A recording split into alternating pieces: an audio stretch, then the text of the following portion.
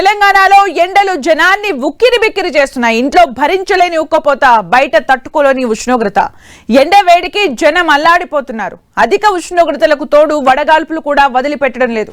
ఉదయం 5 గంటలకి డ్యూటీలోకి వస్తున్న సూర్యాభాయ్ మార్నింగ్ 10 గంటలు కాగానే డోస్ పెంచేస్తున్నాడు.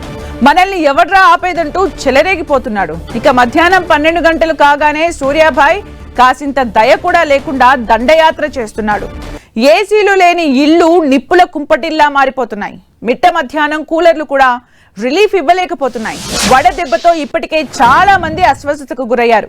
మధ్యాహ్న సమయంలో బయటకు వెళ్ళకపోవడం మంచిదని వైద్యులు పదే పదే అదే పనిగా చెబుతున్నారు. కానీ రెక్కాడితే కానీ డొక్కాడని బతుకు జీవులకు బయటకు వెళ్లడం తప్పడం లేదు. ఆ భానుడి ప్రతాపాన్ని భరించడం తప్పడం లేదు. తెలంగాణలో ఖమ్మం జిల్లాలో ఎండల తీవ్రత అధికంగా ఉంది. జిల్లాలో 46 డిగ్రీలకు మించి గరిష్ట ఉష్ణోగ్రతలు నమోదయ్యాయి. నిర్మల్, కొమరం భీం, ఆదిలాబాద్, మంచిర్యాల జిల్లాల్లో అత్యధికంగా 45 డిగ్రీలకు పైనే టెంపరేచర్ నమోదైంది.